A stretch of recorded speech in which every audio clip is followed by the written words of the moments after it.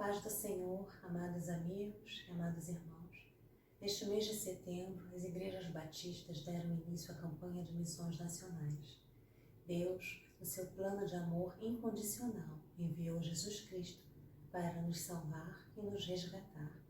Fez isto porque Ele nos amou primeiro. Ele, Jesus Cristo, o primeiro missionário, com a missão de nos resgatar e nos dar a vida.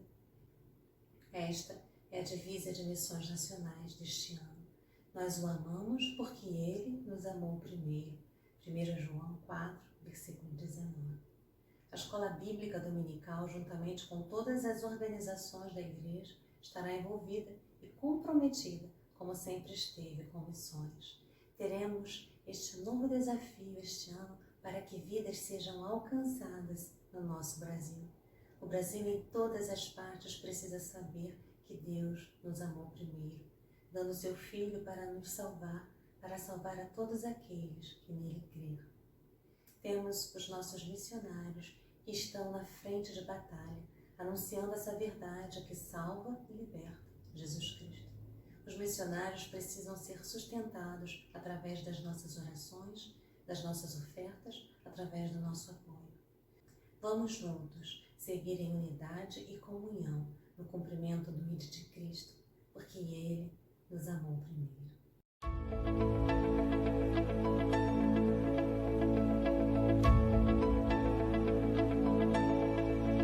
A esperança de salvação está na cruz do Rei Jesus. Por sua graça encontro paz e ao perder vida atrás. Da escravidão me libertou, os meus pecados Jesus levou. O que eu tenho e o que sou, eu dedico ao Deus de amor. O Evangelho eu fui chamado a proclamar e o aflito resgatar. Neste tempo eu vou falar do poder que minha vida transformou. Eu vou amar porque Ele me amou, multiplicar para avançar, segurar pela minha nação, vou servir e o pão repartir.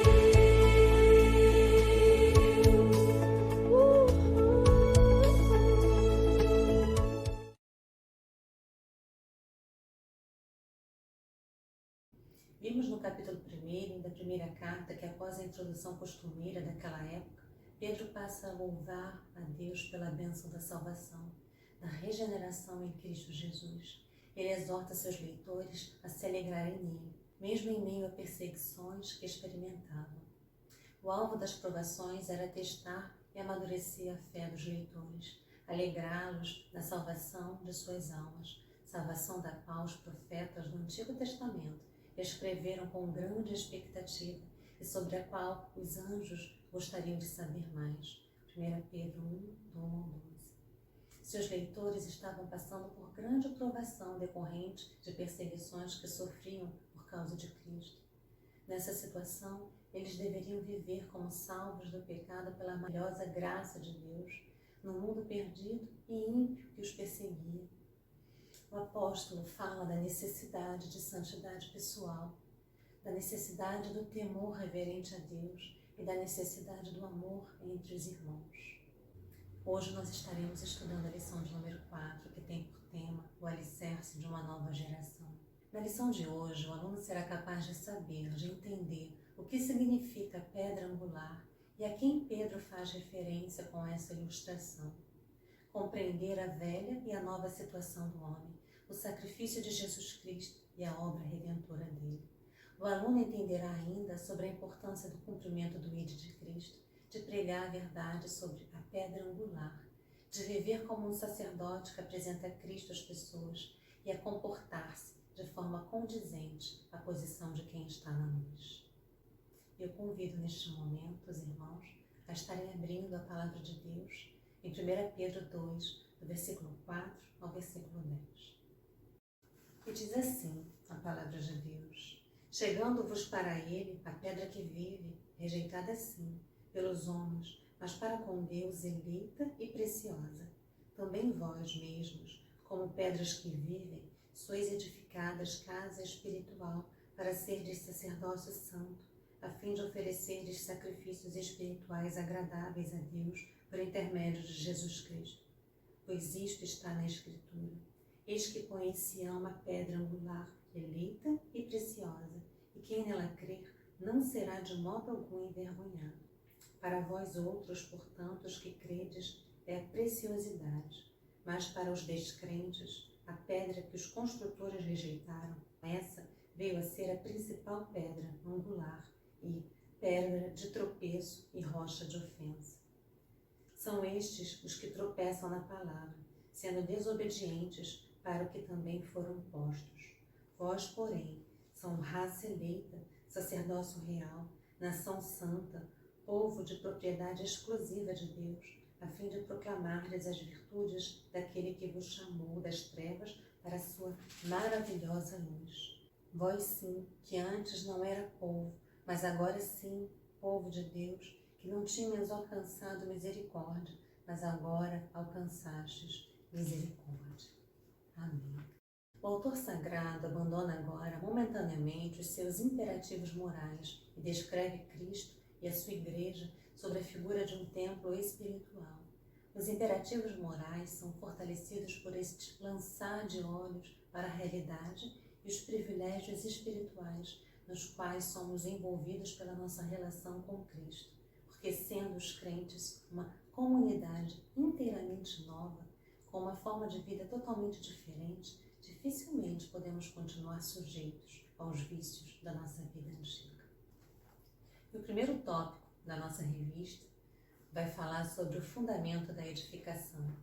Pedro compara a igreja a um edifício em que há alicerce e parede que se apoia nele.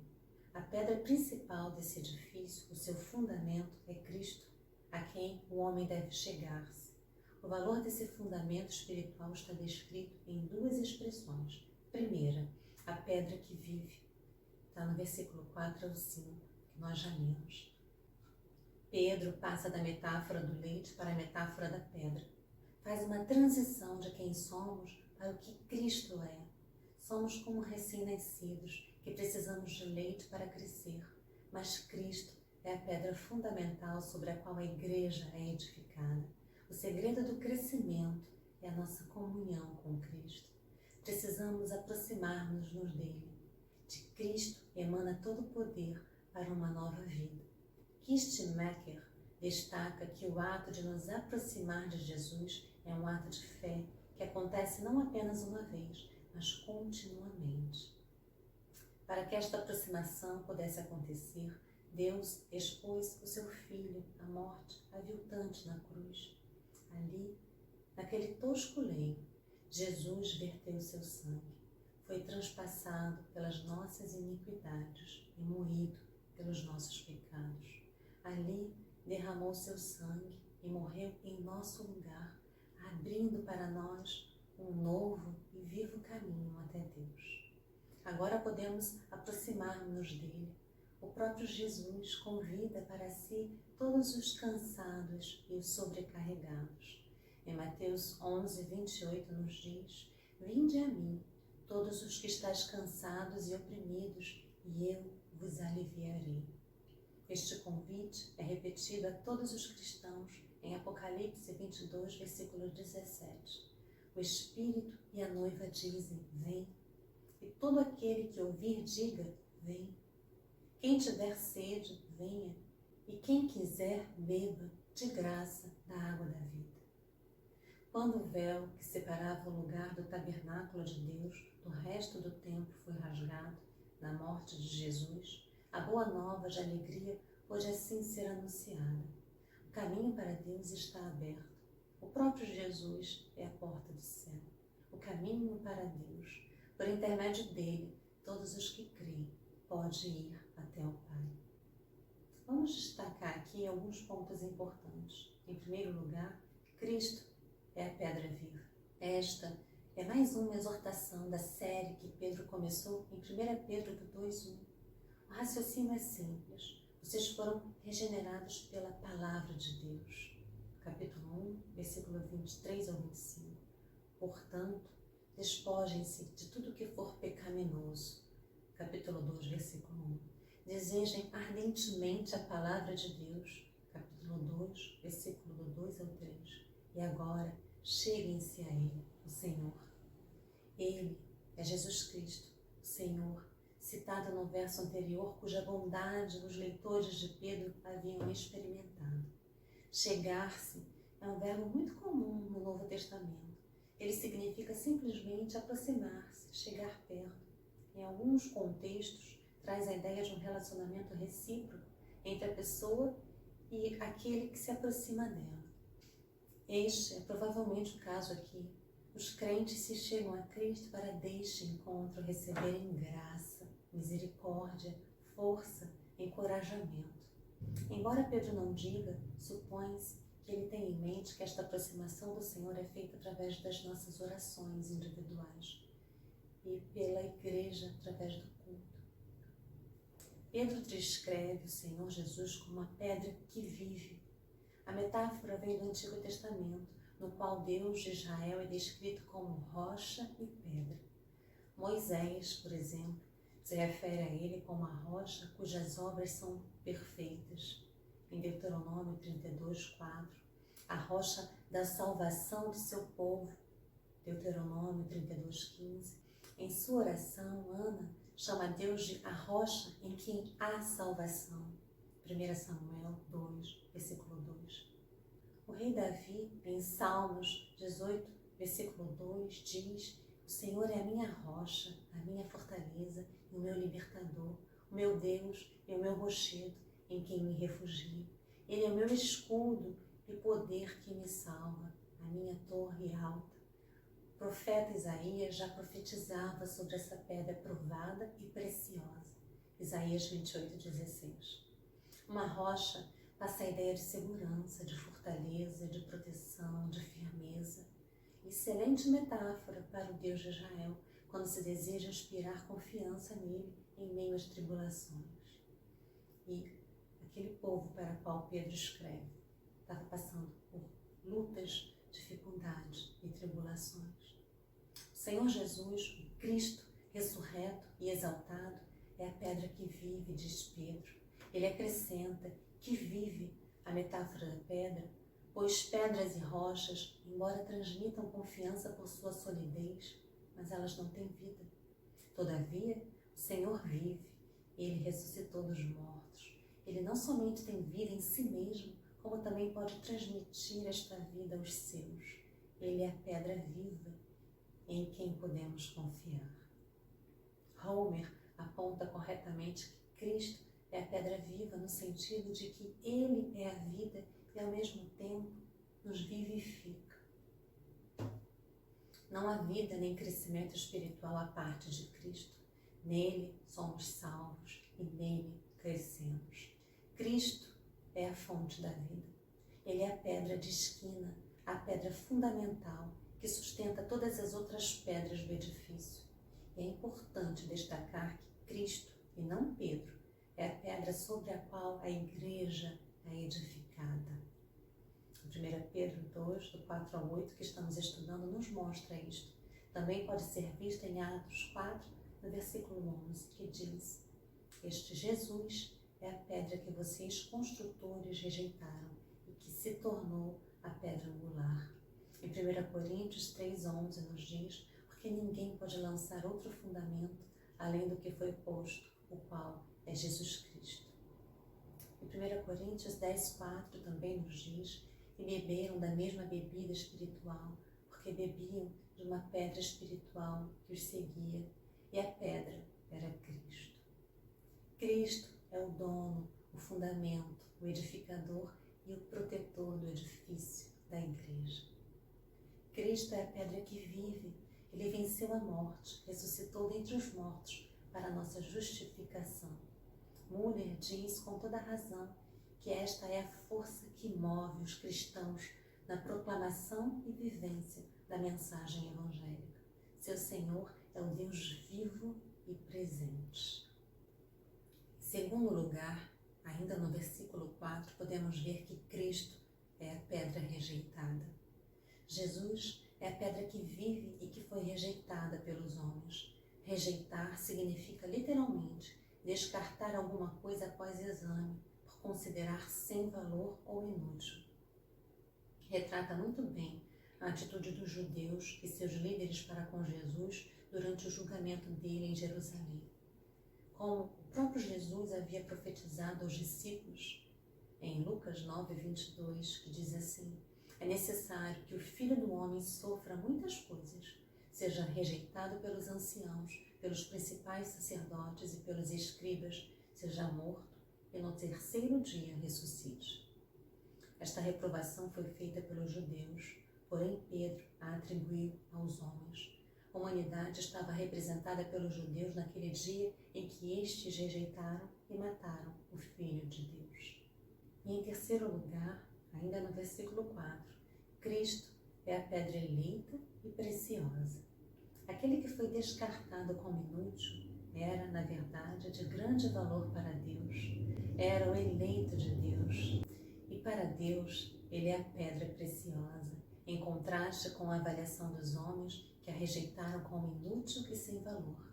Preciosa expressa o valor e a honra que Deus atribui a Jesus. E é muito melhor ser tido em honra e valor diante de Deus do que obter favor humano.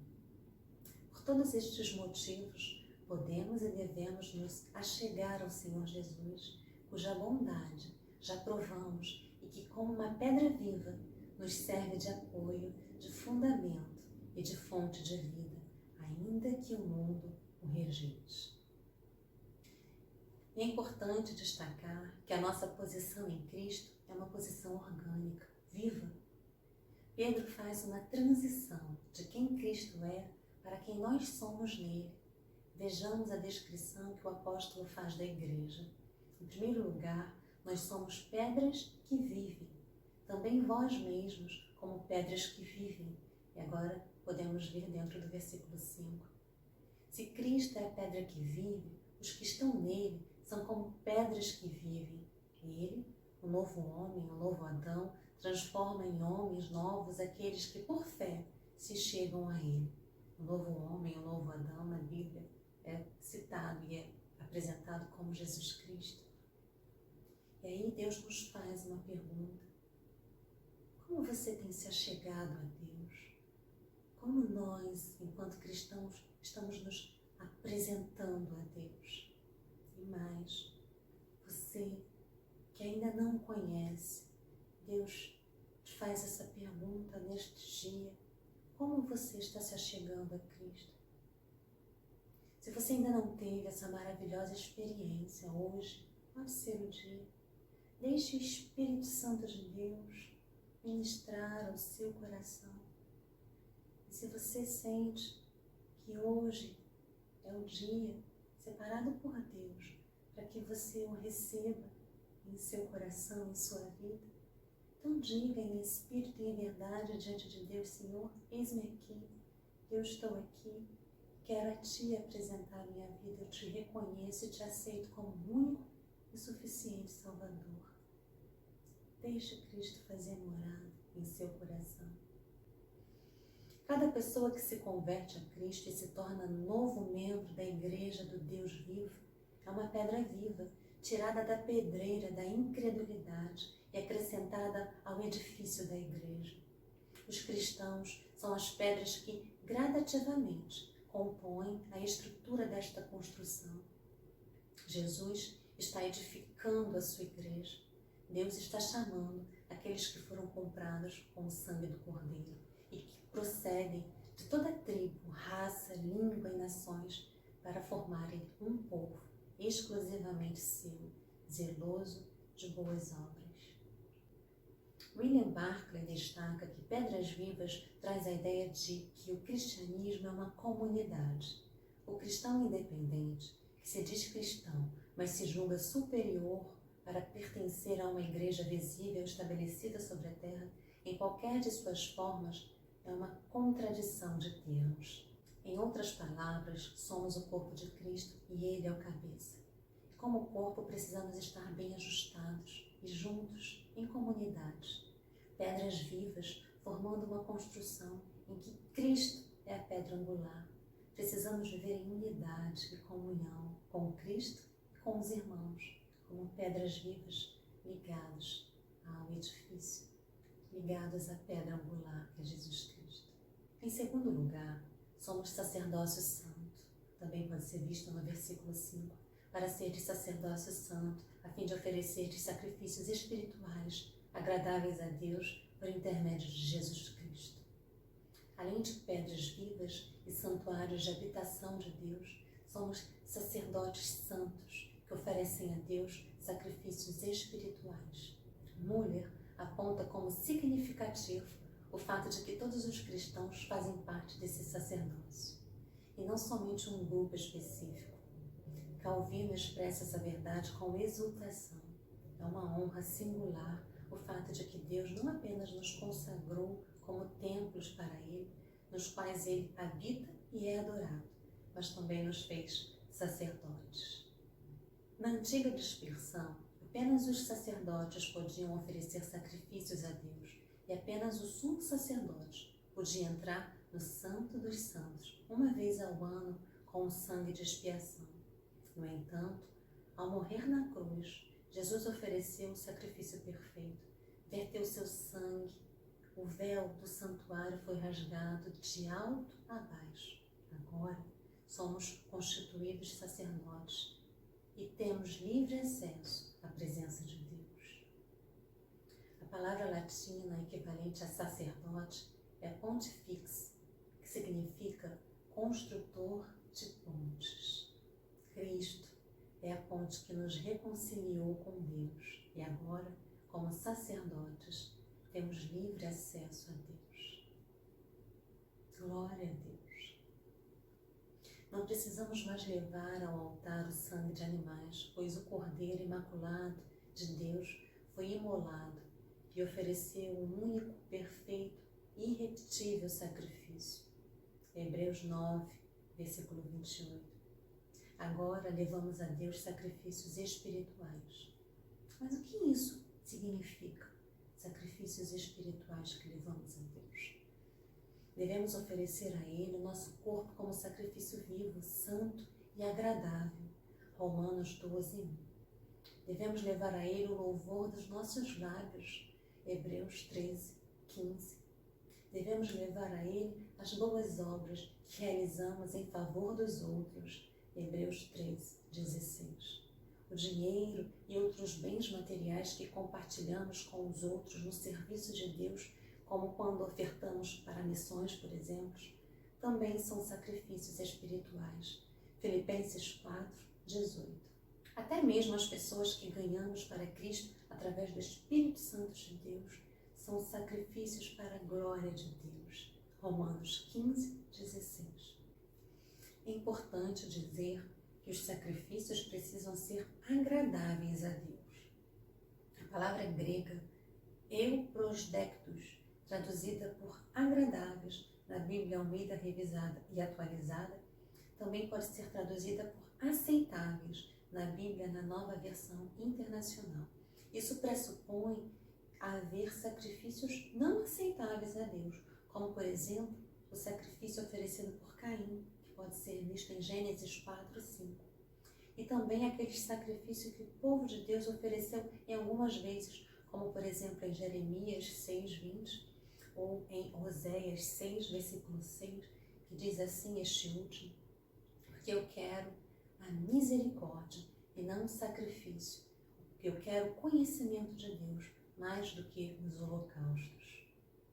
A adoração precisava ser verdadeira e sincera, assim como os nossos sacrifícios espirituais precisam ser verdadeiros e sinceros.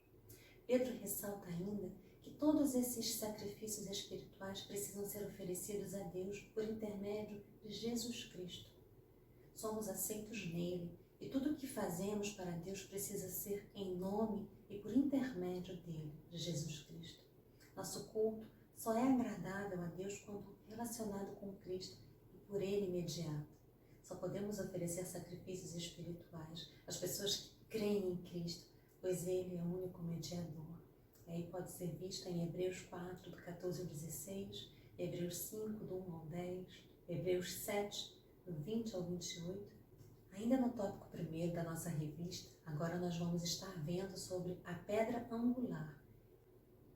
Angular destaca sua importância.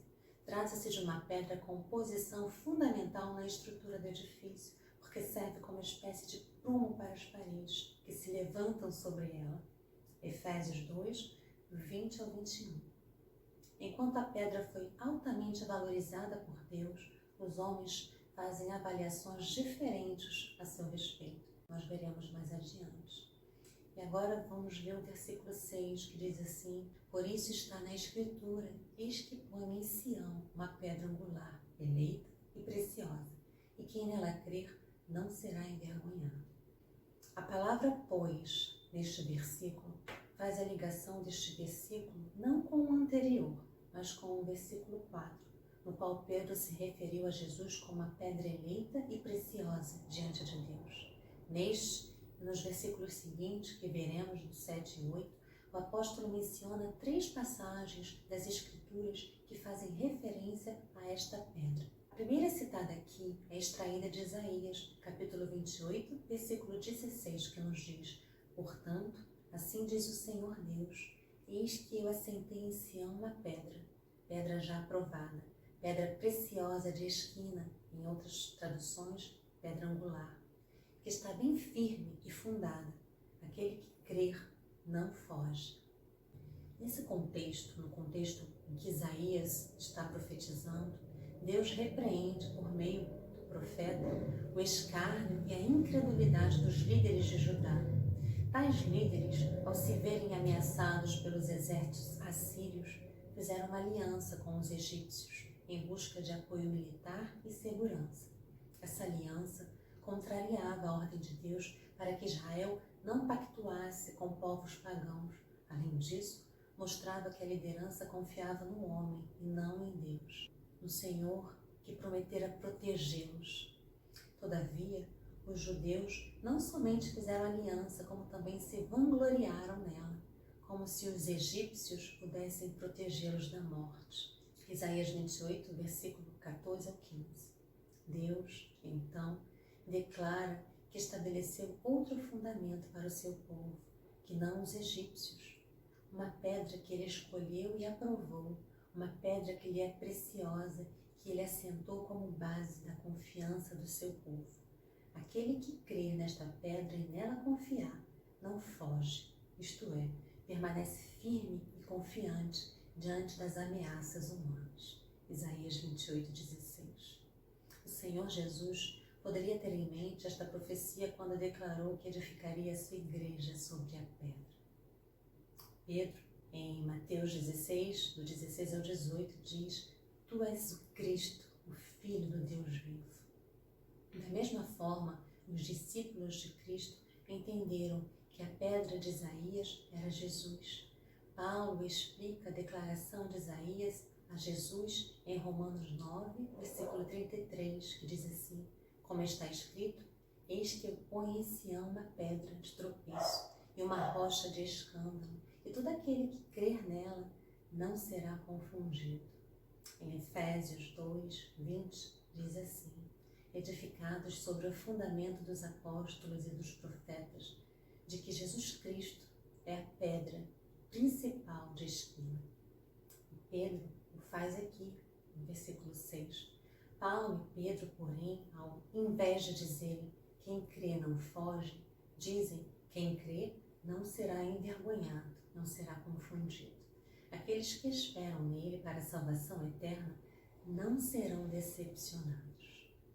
Estamos vendo, neste estudo, que com frequência os autores do Novo Testamento citam passagens do Antigo Testamento como pequenas alterações, na maioria das vezes por estarem preocupados em dar o sentido delas e não em fazer citações. Aqui, Pedro interpreta aquele que crê não foge como uma expressão externa de confiança de alguém que fica firme diante do inimigo, de alguém que fica firme diante das lutas, diante das batalhas, porque o povo para o qual Pedro escreve estava enfrentando luta, estava enfrentando batalha, perseguição, injúria.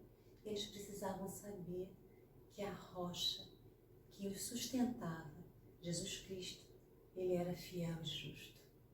Ao provar pelas Escrituras que Jesus é o fundamento da confiança do seu povo, Pedro fortalece a fé dos seus leitores e renova a confiança deles em meio às suas muitas tribulações. No versículo 7 e versículo 8 nos diz: portanto, para vocês, os que creem, esta pedra é preciosa, mas para os descrentes, a pedra que os construtores rejeitaram, essa veio a ser pedra angular e pedra de tropeço e rocha de ofensa.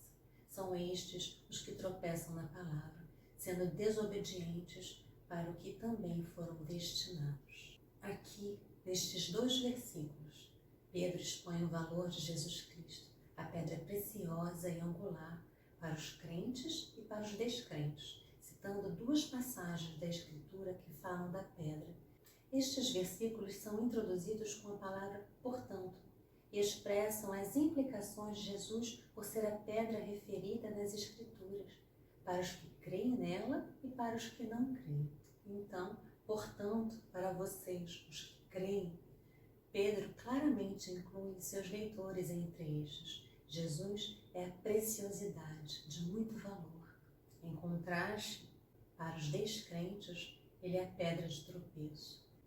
Pedro combina as suas palavras a uma citação literal das palavras de 2 passagens.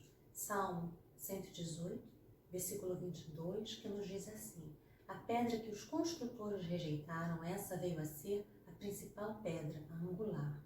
E aí ele combina também com a passagem de Isaías 8, capítulo 14 e 15, quando diz pedra de tropeço e rocha de ofensa. Nas Escrituras, há várias referências a Jesus sendo a pedra que seria posta por Deus em seu povo escolhido, povo de Israel, como fundamento do seu reino, mas que seria rejeitada pelos israelitas.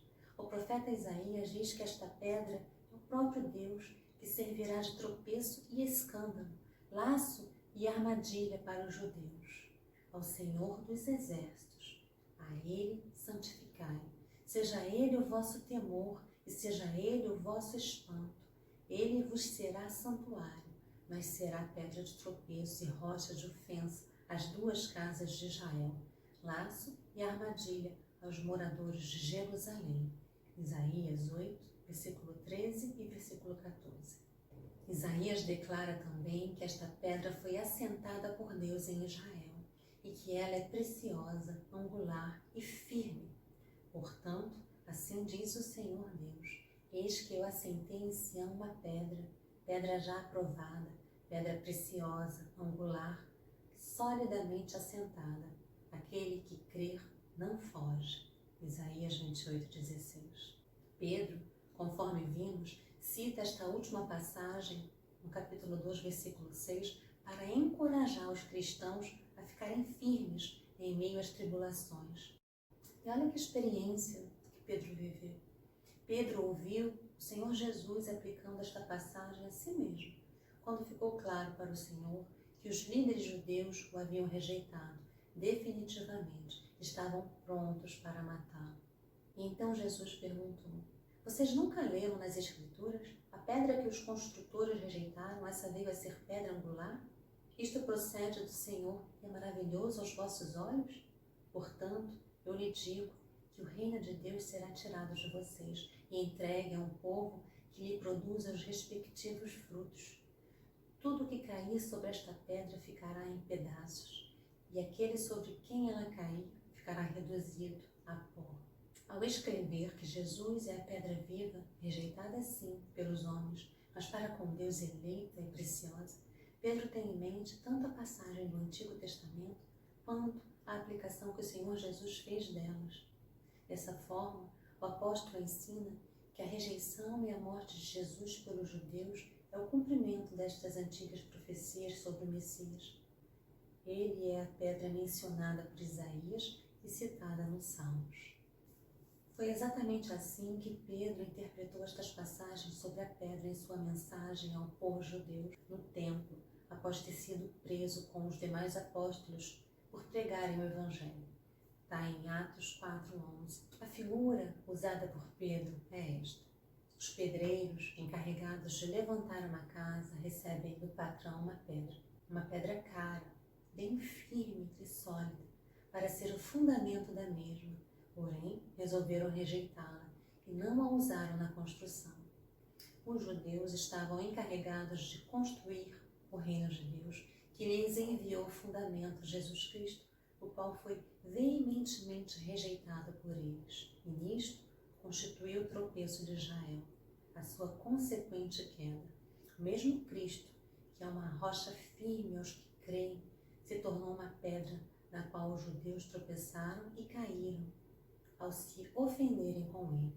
O apóstolo Paulo seguiu a mesma linha de raciocínio em Romanos 9, do 32 ao 33, ao explicar por que Israel rejeitou Jesus como Messias.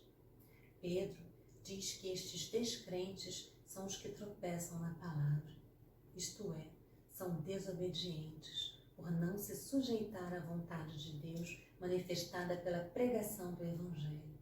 Deus enviou seu Filho para salvar o seu povo Israel e requereu que seu povo cresce nele. Os judeus, a quem inicialmente foi enviada esta salvação, não creram e, portanto, desobedeceram a Deus. Com esta atitude dos judeus, a salvação chegou aos gentios, ou seja, a todo aquele que nele crer. Em João 3,16 nos diz: porque Deus amou o mundo de tal maneira que deu seu Filho unigênito, para que todo aquele que nele crê não pereça, mas tenha vida eterna. A salvação chegou aos gentios, judeus, a todos os que nele crer. E agora no tópico 2 da nossa revista vai nos falar sobre a nova geração. Pedro aplica nomes aos crentes que são altamente significativos, que também indica que foram chamados para um propósito definido. E o primeiro subtópico da nossa revista vai falar sobre a natureza da nova geração. 1 Pedro 2,9. Vocês, porém, são geração eleita, sacerdócio real, nação santa, povo de propriedade exclusiva de Deus, a fim de proclamar as virtudes daquele que os chamou das trevas para a sua maravilhosa luz. Aqui, Pedro contrasta a Igreja de Cristo, composta dos que creem nele, como a pedra angular preciosa, com a nação de Israel, que pela desobediência e incredulidade tropeçou na pedra. Os termos que Pedro usa para definir os cristãos, entre os quais ele inclui os seus leitores, são os mesmos usados no Antigo Testamento para definir a nação de Israel. Em Êxodo 19, no versículo 5 ao 6, diz assim: agora, pois, se diligentemente ouvirdes a minha voz e guardardes a minha aliança, então sereis a minha propriedade peculiar dentre todos os povos, porque toda a terra é minha, e vós me sereis um reino sacerdotal e o meu povo santo. Em Isaías 61, no versículo 1, diz: mas vós sereis chamados sacerdotes do Senhor, e vos chamarão ministros do nosso Deus. Em Deuteronômio 7,6 diz: porque tu és povo santo ao Senhor teu Deus. O Senhor teu Deus te escolheu, para que ele fosse o seu povo próprio de todos os povos que há sobre a terra. Com isto, Pedro ensina que a Igreja de Cristo é a continuação legítima do povo de Deus no Antigo Testamento, a nação de Israel. Tendo tropeçado na pedra, que é Jesus Cristo, os judeus caíram e, com isto, Deus realizou seu propósito de incluir em seu povo os crentes das demais nações. E agora eu destaco a frase raça eleita, ou em outras traduções, geração eleita. Descreve os cristãos como sendo agora o povo escolhido de Deus, da mesma forma que ele, no passado, havia escolhido o povo judaico para este fim, Isaías 43:20, Deuteronômio 7:6, é importante destacar que os cristãos se constituem um povo que não se define por hereditariedade genética, mas por afinidade espiritual. Robertson nos diz que a relação sanguínea do Israel espiritual vem através do novo nascimento. São a raça dos nascidos de novo, os que creem em Jesus Cristo. Tanto os judeus quanto os gentios formam o seu povo eleito. Glória a Deus. Pedro também já havia chamado seus leitores de sacerdócio santo, versículo 5, e agora se refere a eles como sacerdócio real. Somos não apenas sacerdotes na casa de Deus, mas sacerdócio real, porque servimos ao Rei dos Reis e porque este serviço é realizado em prol do reino de Deus. O adjetivo descrito real dá a entender a existência de um reino e de um rei. O Messias é tanto sacerdote quanto rei, conforme a profecia de Zacarias, capítulo 6, versículo 13, será revestido de glória, assentar-se-á no seu trono e dominará, e será sacerdote no seu trono. Haren observa corretamente que no tempo do Antigo Testamento o povo de Deus possuía um sacerdócio, mas agora todo cristão tem o privilégio de entrar na presença de Deus. Hebreus 10, do 19 ao 25. Ninguém se achega a Deus por intermédio de alguma pessoa aqui na terra, mas pelo único mediador, Jesus Cristo. 1 Timóteo 2,5. E agora eu destaco a outra frase, nação santa. Israel era um povo separado para Deus, com o objetivo de servi-lo. Êxodo 19,6. A palavra nação traduz etnos, que significa povo, como grupo étnico. Lucas 23:2. A palavra santa significa separada ou colocada à parte. Era comum no Antigo Testamento chamar o povo de Deus de povo ou nação santa. Isaías 62:12, Êxodo 19:6. Entretanto, por causa do seu pecado e incredulidade, Israel foi rejeitado, como nós vimos, e perdeu o seu privilégio de ser povo exclusivo de Deus. Hoje, os crentes compõem uma nação separada para Deus mediante o sacrifício de Cristo. E agora eu destaco a frase, o povo de propriedade exclusiva de Deus. Ao longo dos séculos, Deus tem tomado para si o seu próprio povo. Esse povo, diferente de todas as nações do mundo, é um bem precioso para Deus, a herança de Deus. Existe independentemente de laços nacionais, pois tem um relacionamento especial com Deus. Ele pertence a Deus, que o comprou com o sangue de Jesus Cristo. Homer tem razão em dizer que nenhuma outra pessoa pode reclamar direitos de posse sobre esse povo, senão unicamente Deus. O nosso valor não é definido a quem nós somos, mas a quem Deus é. A grandeza dos cristãos está no fato de pertencer a Deus, porque somos propriedade exclusiva de Deus, temos valor infinito. A Igreja de Cristo é a continuação daquilo que Israel era para Deus no Antigo Testamento, seu povo adquirido para ser exclusivamente dele e, portanto, sua propriedade. Efésios 1:14, Tito 2:14, Atos 20:28. Irmãos, que privilégio sabermos que temos um Deus que nos ama e que nos dá um valor indizível. Um Deus que cuida de nós, uma rocha, fortaleza, socorro bem presente em todo o tempo. Muitas das vezes enfrentamos no nosso dia a dia situações que podem tentar nos deixar tristes, nos ferir, nos magoar através de uma palavra, de um ato ou de uma ausência. Mas Deus, com seu infinito amor, Ele vem e Ele cuida de nós.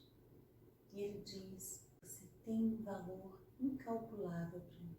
Somos pedras vivas, fazemos parte desse edifício precioso, que é o corpo de Cristo. E E ainda dentro do tópico 2, agora na nossa revista, nós vamos falar sobre o ministério da nova geração, que se encontra no versículo 9, na parte B, e o versículo 10, que diz assim: a fim de proclamar as virtudes daquele que o chamou das trevas para a maravilhosa luz. Antes, vocês nem eram povo, mas agora são povo de Deus. Antes, não tinham alcançado misericórdia, mas agora alcançaram misericórdia. Depois de descrever os privilégios e atributos da igreja, Pedro fala sobre a missão da igreja. Aqui, Pedro menciona tanto o método quanto o conteúdo do objetivo de Deus para com o seu povo. O método é a proclamação do Evangelho, ou seja, um anúncio aberto e de grande alcance, feito pela pregação dos evangelhos pelos cristãos. O conteúdo deste anúncio é primeiramente as virtudes de Deus, aqui descrito como aquele que nos resgatou das trevas para a maravilhosa luz. Trevas indicam metaforicamente a ausência de Deus, a ignorância, o domínio do mal. Aqui significa a ignorância espiritual em que os leitores de Pedro viviam e em que nós vivíamos antes de sermos alcançados com o Evangelho, com a palavra de Deus, que nos libertou. A luz representa o conhecimento de Deus, seu reino, a verdade e a vida eterna. Este contraste dualista entre trevas e luz, que metaforicamente contrapõe o mal e o bem, a ignorância espiritual e o conhecimento de Deus, a mentira e a verdade, remonta ao Antigo Testamento. Em 2 Samuel 22, 29, Salmos 112, versículo 4, Isaías 9, versículo 2, Isaías 42, 16, e é usado pelos autores do Novo Testamento, como em Mateus 6, 23, João 1, 5, Romanos 13, 12 e outros. A conversão a Cristo e a consequente mudança de vida é representada várias vezes no Novo Testamento como vir das trevas para a maravilhosa luz. Ou seja, sair do paganismo ou do judaísmo e se tornar cristão. O cristianismo é esta maravilhosa luz a que Pedro se refere. Foi Deus quem nos chamou para isto. Pedro já havia mencionado este chamado eficaz para a salvação, capítulo 1, versículo 15, e o repete aqui. Sem o chamado de Deus, que chega aos nossos ouvidos pela proclamação do Evangelho, ninguém pode sair das trevas para a luz. Nós precisamos anunciar os atos poderosos de Deus. Precisamos anunciar que Jesus Cristo é o único caminho que nos leva a Deus. Precisamos anunciar que Ele nos amou primeiro. Nosso autor não explica quais virtudes de Deus devem ser proclamadas, mas certamente não faltará à igreja o reconhecimento das excelências de Deus, como, por exemplo, seu amor, poder, santidade, justiça e compaixão. Esta é a mensagem da igreja ao mundo perdido, caído e carente. R. Jameson diz sobre a igreja que ela não foi chamada para proclamar as suas próprias virtudes, mas as de Deus. Eu gostaria de convidá-los neste momento a uma reflexão, enquanto igreja, sobre como nós estamos refletindo essa luz de Cristo, o quanto é importante estarmos embasados e fundamentados na palavra de Deus, quanto nós precisamos falar das virtudes de Deus, do seu amor, da sua justiça, falarmos de Jesus Cristo, que veio ao mundo e que derramou seu sangue para nos libertar do pecado, para nos preparar a ponte que nos liga a Deus, nos preparar um caminho para a salvação e para a vida eterna. Nós temos sido luz em meio às trevas, da nossa boca tem saído virtude, tem saído aquilo que agrada ao coração de Deus. Eu, enquanto igreja, tenho proclamado essa verdade que salva e que liberta. Tenho proclamado que Ele nos amou primeiro. Que possamos refletir a mensagem que Pedro escreve para aquele povo É a mensagem que Deus diz para nós hoje. Precisamos cumprir o ID, primeiro nos alimentar, nos fortalecer, termos consciência que Cristo é a nossa pedra angular e que nós somos pedra vivas e fazemos parte desse corpo. Precisamos proclamar, é o que Ele nos pede, é o que Ele nos manda, é o que Ele nos orienta. Mas como nós estamos refletindo.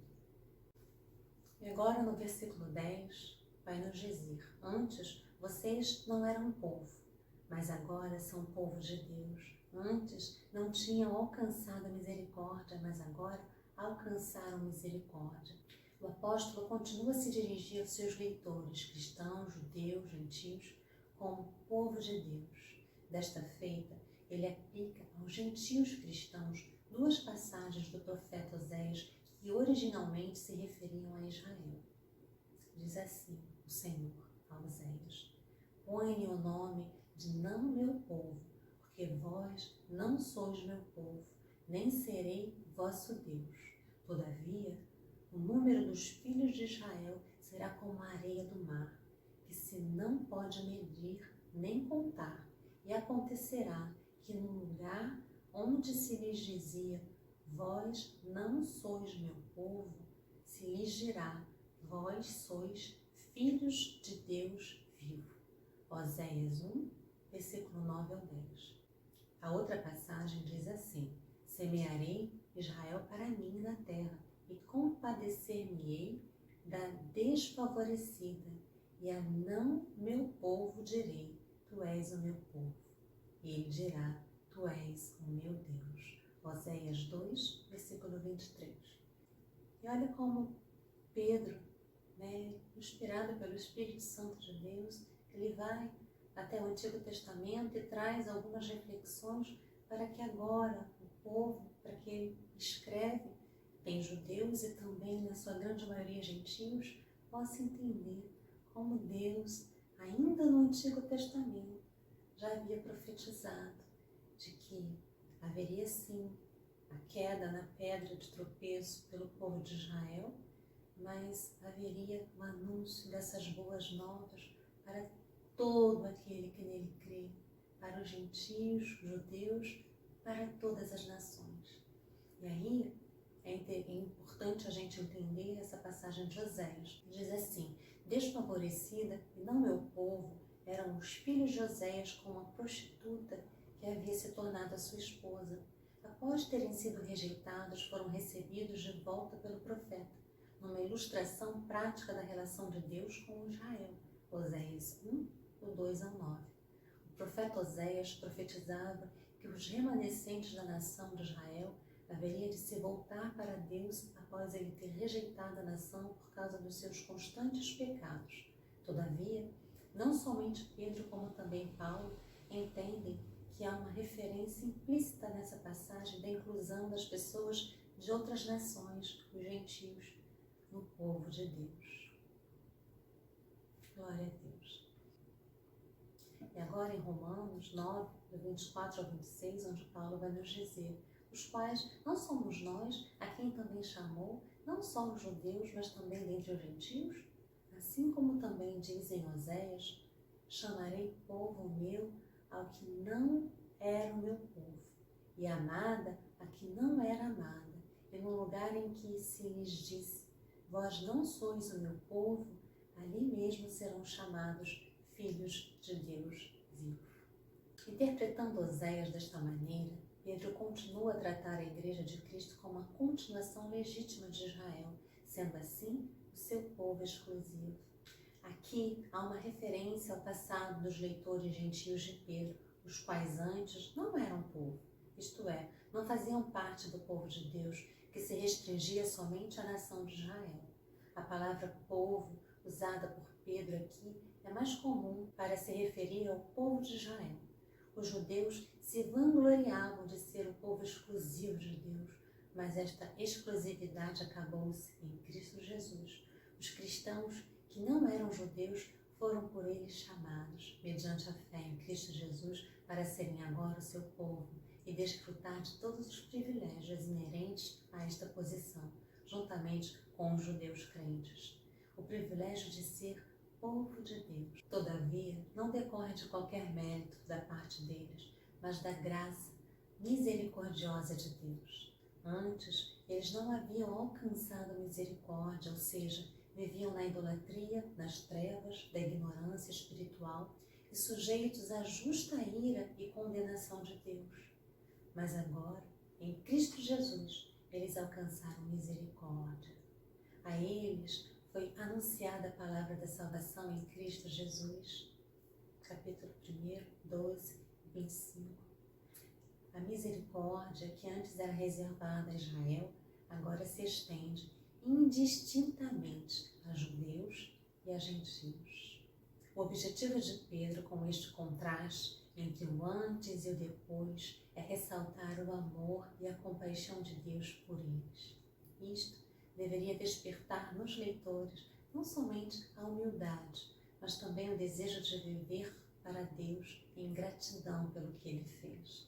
Mais que isso, o apóstolo deseja confortá-los em meio às suas provações e sofrimentos, em meio às suas lutas, em meio às suas dores, lembrando-lhes que, se na terra eles eram rejeitados pelos homens, eram, em contraste, aceitos por Deus como membros do seu povo especial e agora fazem parte da sua maravilhosa luz. Glória a Deus. Amados irmãos, caminhando para a nossa conclusão, que possamos nos achegar cada vez mais e mais à pedra que vive, Jesus Cristo. E como pedras vivas em Cristo Jesus, que possamos viver o processo de santificação, que possamos buscar mais e mais o alimento espiritual através da palavra de Deus. Pedro, como um bom pastor, apresenta para a Igreja de Cristo o cuidado maravilhoso de Deus para com o seu povo. Ele nos mostra que mesmo em meio às mais difíceis provações, perseguições, injúrias, Cristo é a rocha, a pedra angular, e dela vem a nossa força, socorro bem presente em todo o tempo. E nós temos um valor incrível, imensurável para Deus. Em meio às provações, ao amadurecimento da fé e da esperança, pois Deus nos tirou das trevas para a maravilhosa luz. Hoje, refletimos a luz de Cristo e somos chamados para anunciar os atos poderosos de Deus. Precisamos anunciar que Deus amou o mundo de tal maneira que deu seu Filho unigênito, para que todo aquele que nele crê não pereça, mas tenha a vida eterna. Tudo isso porque Ele nos amou primeiro. Que nós possamos permitir que o Espírito Santo de Deus fale ao nosso coração e nos mostre o propósito que Ele tem para as nossas